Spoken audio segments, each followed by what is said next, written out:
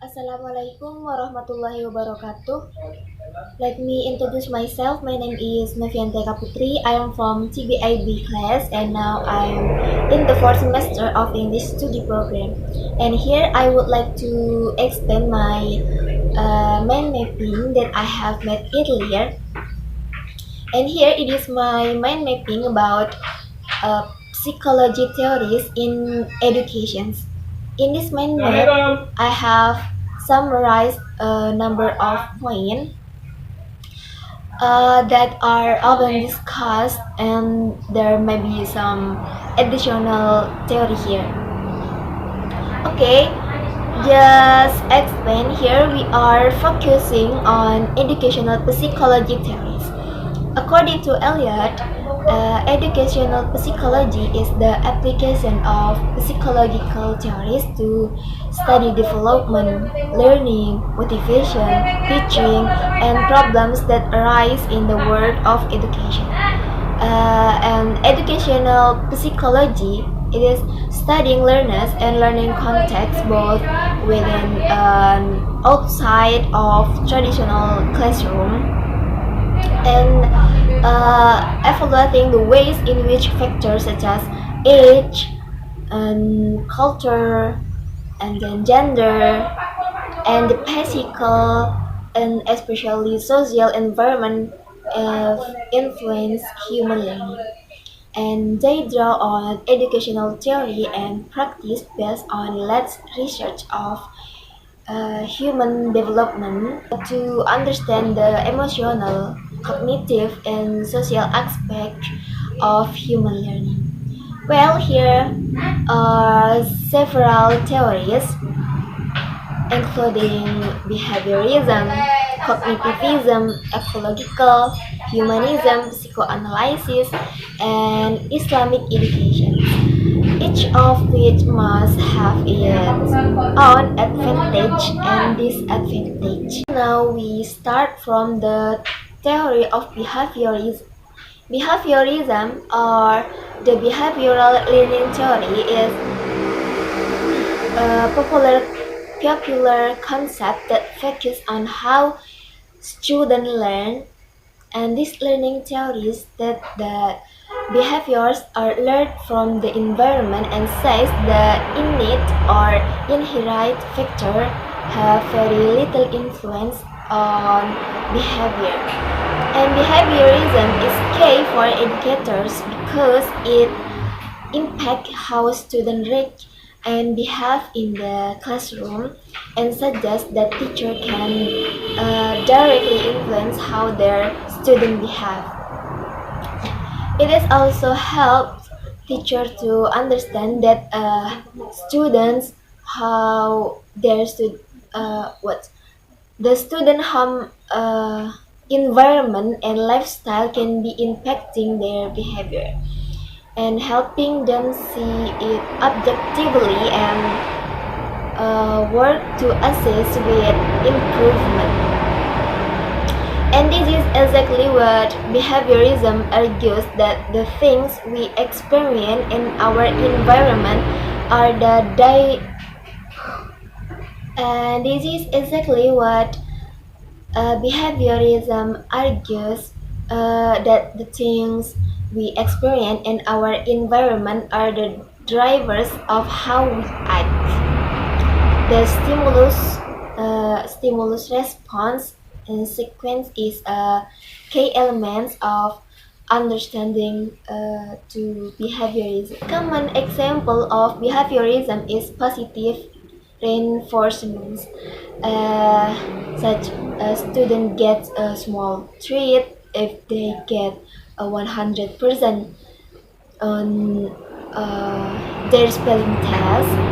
In the future, students work hard and study for their test in order to get the reward, especially.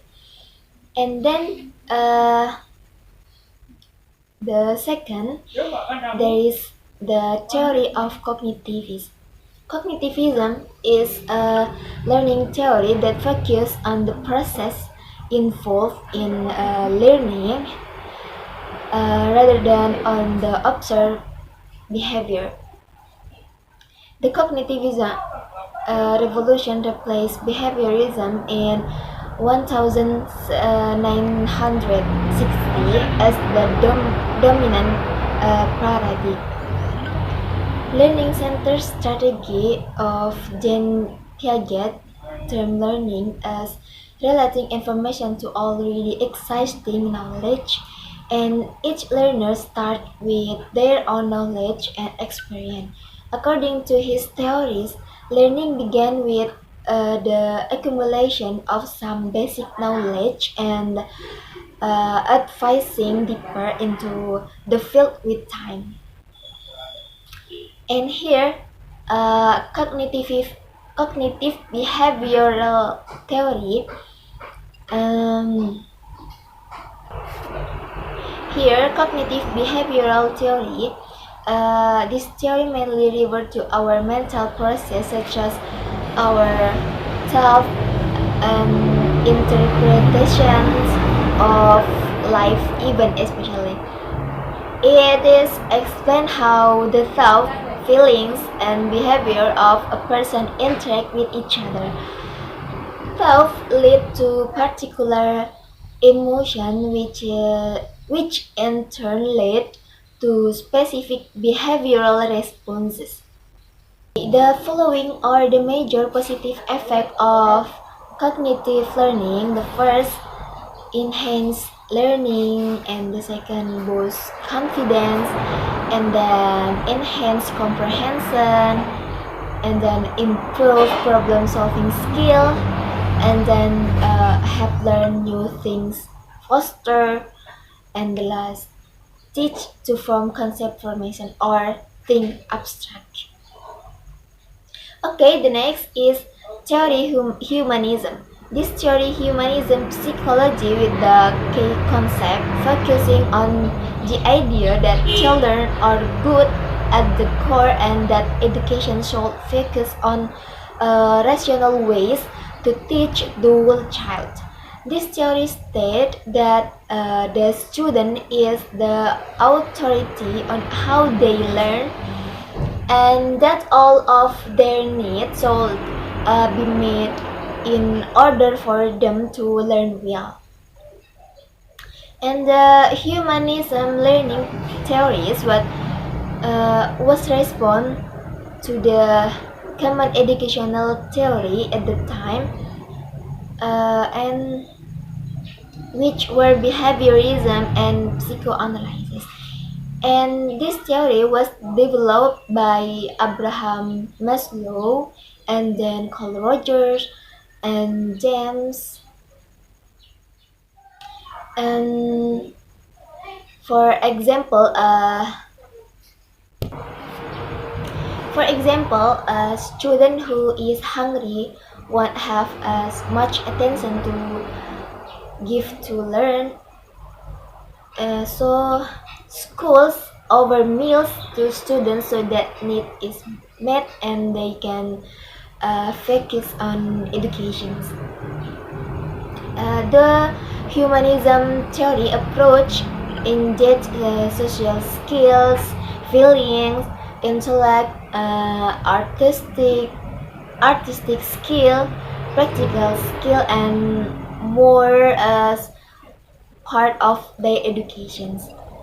Uh, and their self-esteem, goals, and full autonomy are key learning elements in the humanism learning theory.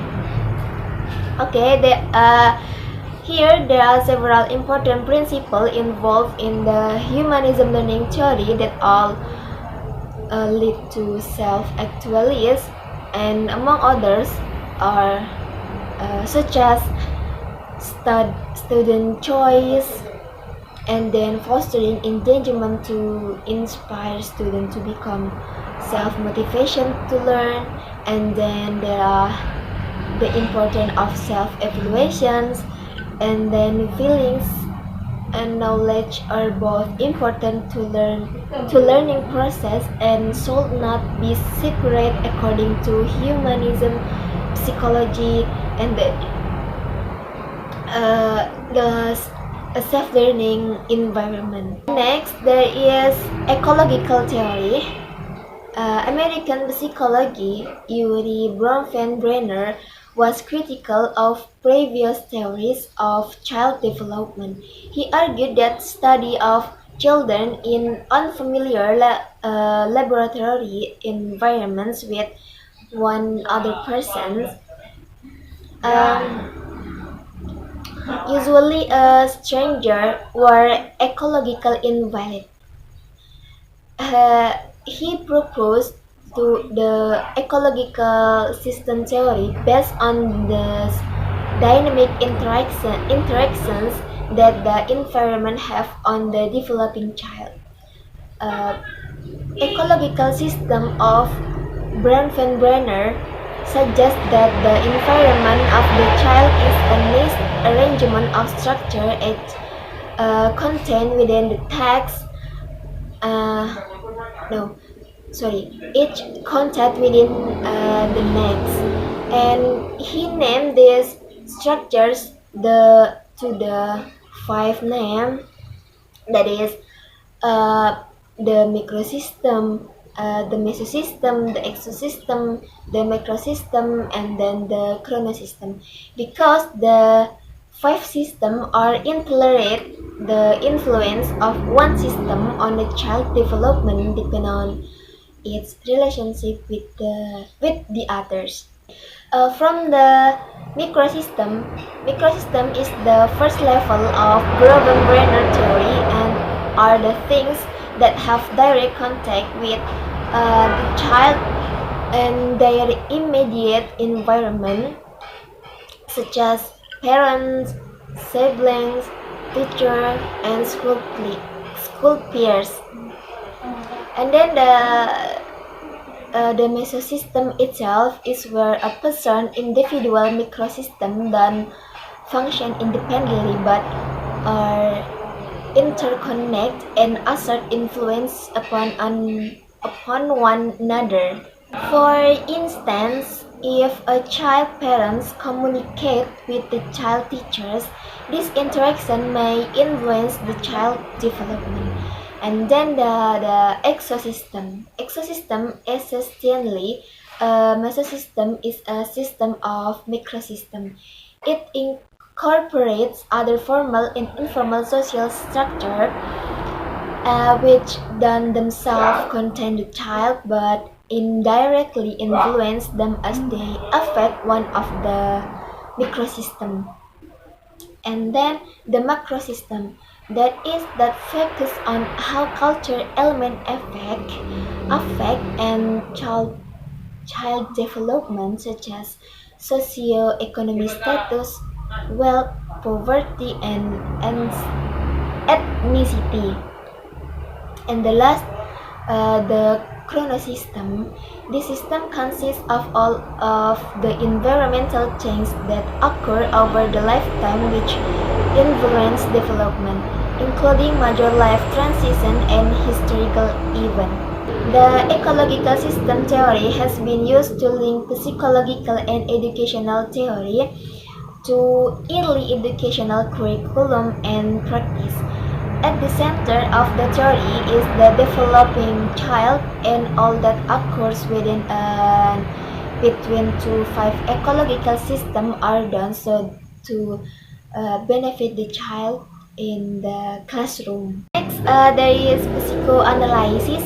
Psychoanalysis have given rise to many movements and practice which have provided stimulus to new educations. The psychoanalysis has laid stress on such psychological incentives as love and use of instincts, permissiveness, and leniency, and the child's own will or interest. And it has thrown light on and explained the variation that we find in the assimilations of various subjects among different children, and that psychoanalysis have given impetus to such movement as child guidance, mental hygiene, centricity, as well as freedom of the child cannot be denied. The latter has popularized such concepts as free discipline. To conclude, we can say that much of what is progressive in new education can be traced to the influence of psychoanalysis. And here the ideas of psychoanalysis are called the model of the mind, especially the ID is operate at an unconscious level and focus solely on instinctual drive and desire, and the fruit